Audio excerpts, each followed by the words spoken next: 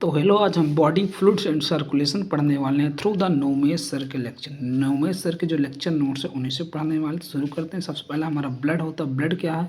तो ब्लड एक प्रकार का फ्लूइड कनेक्टेड टिश्यू है।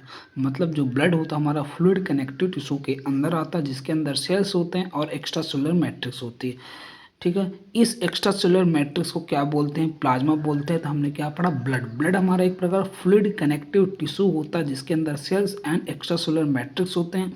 इस एक्स्ट्रा सेलुलर मैट्रिक्स को क्या बोलते हैं? प्लाज्मा बोलते हैं। उसके बाद बात करते हैं हम ब्लड। ब्लड एक्चुअली क्या फॉल्स कनेक्टिव टिश्यू है, इसको बोल सकते हैं फॉल्स कनेक्टिव टिश्यू। क्यों? क्योंकि इसके पास इसकी जो सेल्स होती हैं वो कभी एक्स्ट्रा सेलुलर मैट्रिक्स नहीं बनाती। ठीक है, यस। और ब्लड प्लाज्मा में हमारे फाइबर नहीं पाए जाते हैं।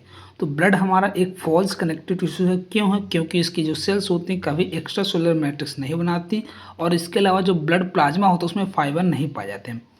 ब्लड की बात करते हैं। हमारे बॉडी के अंदर 5 लीटर ब्लड पाया जाता है, मतलब 5 से 5.5 लीटर ब्लड पाया जाता है। पीएच ऑफ ब्लड की बात करते हैं। जो पीएच होता है ब्लड का 7.4 होता है, मतलब कैसा होता है? स्लाइटली एल्कलीन होता है। ठीक है, तो पहला पार्ट अपना क्लियर हुआ। सबसे पहले हमने पढ़ा कि ब्लड एक प्रकार का फ्लूइड कनेक्टिव टिश्यू है, जिसके अंदर cells and extra cellular matrix पाई जाती हैं। इस एक्स्ट्रा सेलुलर मैट्रिक्स को प्लाज्मा बोलते हैं। ब्लड एक्चुअली क्या फॉल्स कनेक्टिव टिश्यू है। क्यों? क्योंकि इसकी जो सेल्स होती हैं कभी एक्स्ट्रा सेलुलर मैट्रिक्स नहीं बनाती, और इस जो प्लाज्मा होता है इसमें फाइबर नहीं पाई जाती। हमारे बॉडी में 5 लीटर ब्लड पाया जाता है, और पीएच ऑफ ब्लड की बात करते हैं 7.4 होता है, और ये स्लाइटली एल्कलीन होता है। ब्लड को हम किस तरह पढ़ते हैं? तो ब्लड जो होता है उसके अंदर दो चीज़ें पाई जाती है। एक फॉर्म एलिमेंट होता है, एक होता है फ्लूइड पार्ट। जो फॉर्म एलिमेंट होता है हमारा 45% पाया जाता है। कितना? 45%। इस फॉर्म एलिमेंट में हमारे ब्लड सेल्स पाए जाते हैं, जैसे डब्ल्यूबीसी, आरबीसी। इसके अलावा यहाँ पर सेल फ्रेगमेंट पाए जाते हैं, जैसे प्लेटलेट्स। तो ब्लड के अंदर हमारा फॉर्म एलिमेंट आता है। फॉर्म एलिमेंट हमारे 45% पाए जाते हैं। 45% जो फॉर्म एलिमेंट होता है उसमें आरबीसी, डब्ल्यूबीसी एंड प्लेटलेट्स पाए जाते हैं। फिर बात करते हैं जो फ्लूइड पार्ट होता है उसे प्लाज्मा बोलते हैं। जो प्लाज्मा होता है हमारा 55% पाया जाता है। अब बात करते हैं प्लाज्मा। प्लाज्मा जो होता है वो हमारा 55% पाया जाता है। प्लाज्मा का कलर हमारा स्ट्रो कलर का या फिर पेल येलो कलर का होता है। तो प्लाज्मा हमारा 55% पाया जाता है। इसमें स्ट्रो कलर का होता है या पेल येलो कलर का होता है। ये फ्लूइड पार्ट होता है। इसके कंपोजिशन की बात करते हैं, मतलब इसमें क्या क्या चीज़ें प्लाज्मा में पाई जाती हैं। इसमें 90 से 92% हमारा वाटर पाया जाता है। इसमें मिक्स सॉल्यूट होते हैं। इस मिक्स सॉल्यूट के अंदर हमारे 6 से 8% हमारे प्लाज्मा प्रोटीन पाए जाते हैं, जिसका नाम है एल्बुमिन, ग्लोब्यूलिन, फिब्रोजन एंड प्रोथ्रोम्बिन। तो हमने क्या पढ़ा? हमारा प्लाज्मा 55% पाया जाता है, जिसका कलर होता है स्ट्रो कलर या पेल येलो कलर का होता है। इसको फ्लूइड पार्ट बोलते हैं। इसका कंपोजिशन की बात करते हैं, 90 से 92% इसमें वाटर होता है। 6 से 8% हमारे प्रोटीन होते हैं, जिसमें एल्बुमिन, ग्लोब्यूलिन, फिब्रोजन एंड प्रोथ्रोम्बिन आता है। इसके अलावा इसमें अदर मिक्स सॉल्यूट होते हैं जो 1 से 1.5% पाए जाते हैं, जैसे मिनरल इलेक्ट्रोलाइट्स हो गए, जैसे सोडियम, पोटेशियम हो गए, बाइकार्बोनेट हो गए, क्लोरीन हो गए, कैल्शियम हो गए। इसके अलावा न्यूट्रिएंट्स पाए जाते हैं, जैसे ग्लूकोज हो गया, अमीनो एसिड हो गया, इसके अलावा फैटी एसिड हो गया। इसके अलावा इसमें हार्मोन्स भी पाए जाते हैं। इसके अलावा इसमें विटामिन भी पाए जाते हैं। इसके अलावा यहाँ पर नाइट्रोजन और वेस्टेज भी पाए जाते हैं, urea, uric acid and ammonia. तो प्लाज्मा हमारा 55% होता है, स्ट्रो कलर का होता है। ठीक है, फ्लूइड पार्ट होता है। इसमें 90 से 92% वाटर होता है। 6 से 8% प्लाज्मा प्रोटीन, जिसमें एल्बुमिन, ग्लोब्यूलिन, फिब्रोजन एंड प्रोथ्रोम्बिन आता है। अदर जो सॉलिड होते हैं 1 से 1.5%, जिसमें मिनरल इलेक्ट्रोलाइट्स आते हैं, हमारे न्यूट्रिएंट्स आते हैं, हार्मोन्स आते हैं, विटामिन आते हैं, इसके अलावा नाइट्रोजनस वेस्टेज आते हैं।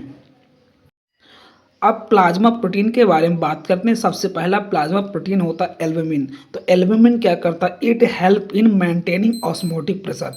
ये ऑस्मोटिक प्रेशर बनाने में हेल्प करता है। ठीक है, तो अब बात कर लेते हैं ऑस्मोसिस क्या होता है। तो ऑस्मोसिस का मतलब होता है movement of water from low concentration से हाई कंसंट्रेशन। मतलब हम मान लेते हैं यहाँ पास लो कंसंट्रेशन है सॉल्यूट का, यहाँ पर ज़्यादा कंसंट्रेशन है सॉल्यूट का, ठीक है। तो जब वाटर का मूवमेंट हमारा लो कंसंट्रेशन से हाई कंसंट्रेशन की ओर होता है तो उसे ऑस्मोसिस बोलते हैं। मतलब हमारा एक ऐसे होता है हाइपोटोनिक्स टू हाइपरटोनिक मीडियम में। तो ऑस्मोसिस क्या होता है, movement of water from low concentration of solute to high concentration of solute, उसे बोलते हैं ऑस्मोसिस। ऑस्मोसिस का मतलब होता है hypertonic to hypotonic, hypotonic to hypertonic. अब बात कर लेते हैं कैसे एक ऑस्मोटिक प्रेशर बैलेंस करता है। जैसे एक ब्लड कैपिलरी है, ठीक है यस, तो ब्लड कैपिलरी के अंदर हमारा ब्लड फ्लो करता है, ठीक है यस। जो ब्लड कैपिलरी होती है उसके अंदर हमारी सिंपल स्क्वेमस इपिथेलियम पाई जाती है। सिंपल स्क्वेमस इपिथेलियम हमारे छोटे छोटे पोर होते हैं जिसके कारण ब्लड जो होता है, ब्लड का जो वॉल्यूम होता है या ब्लड जो होता है वो हमारा लीक करने लगता है इन पोर से, जिसके कारण इसका ब्लड प्रेशर कम हो जाता है। तो हमारा जो ऑस्मोटिक होता है, ऑस्मोटिक जो हमारा एल्बुमिन होता है वो क्या करता है, इस ब्लड को वापस लाता है, इस ब्लड को वापस लाता है ताकि जिससे हमारा ऑस्मोटिक प्रेशर बैलेंस हो जाए, ठीक है यस। तो हमारा एल्बुमिन क्या करता है, ये ऑस्मोटिक प्रेशर को मेंटेन करता है, maintaining blood volume and osmotic pressure. अब हम ग्लोब्यूलिन की बात करते हैं। ग्लोब्यूलिन हमारा दूसरा प्लाज्मा प्रोटीन होता है, ठीक है। इसे हम इम्यूनोग्लोबिन भी बोलते हैं। तो ये क्या, इसे हम एंटीबॉडी या फिर इम्यूनोग्लोबिन भी बोलते हैं, ठीक है। ये क्या करता है, ये जो एंटीबॉडी या फिर इम्यूनोग्लोबिन होते हैं ये किल करते हैं इन्फेक्शियस एजेंट जैसे बैक्टीरिया और वायरस को, जिसके कारण हमारी बॉडी के अंदर क्या कोई डिसीज ना हो सके। इस प्रकार बोल सकते हैं ये हमको इम्यूनिटी प्रोवाइड करते हैं। तो ग्लोब्यूलिन हमारे प्लाज्मा प्रोटीन होते हैं जिसे एंटीबॉडी या फिर इम्यूनोग्लोबिन बोलते हैं। ये किल करते हैं ऐसे इन्फेक्शियस एजेंट को जो हमारे बॉडी के अंदर क्या करते हैं, डिसीज करते हैं, ठीक है। इस कारण ये हमारे क्या करते हैं, प्रोवाइड करते हैं इम्यूनिटी। तीसरा प्लाज्मा प्रोटीन होता है फिब्रोजन, जो ब्लड क्लॉटिंग में हेल्प करता है, मतलब ब्लड क्लॉटिंग मतलब ब्लड को थक्का बनाने में हेल्प करता है। चौथा प्लाज्मा प्रोटीन हमारा होता है प्रोथ्रोम्बिन। प्रोथ्रोम्बिन हमारा हेल्प करता है, ये भी हमारा ब्लड क्लॉटिंग में हेल्प करता है। हमने पढ़ा 4 प्लाज्मा प्रोटीन है। सबसे पहले हमने पढ़ा एल्बुमिन। एल्बुमिन क्या करता है, ऑस्मोटिक प्रेशर को बैलेंस करता। दूसरा हमने पढ़ा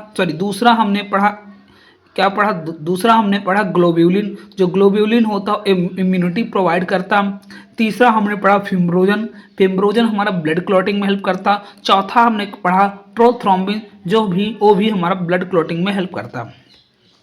अब हम प्लाज्मा से अगर ब्लड क्लॉटिंग प्रोटीन मतलब फिब्रोजन और प्रोथ्रोम्बिन को हटा देंगे तो हमारा क्या बचेगा, उसे बोलेंगे सीरम। तो plasma minus blood clotting factor, जिसमें अंदर फिब्रोजन एंड प्रोथ्रोम्बिन आता है, इसको हटा देंगे तो उसको बोलते हैं सीरम, ठीक है।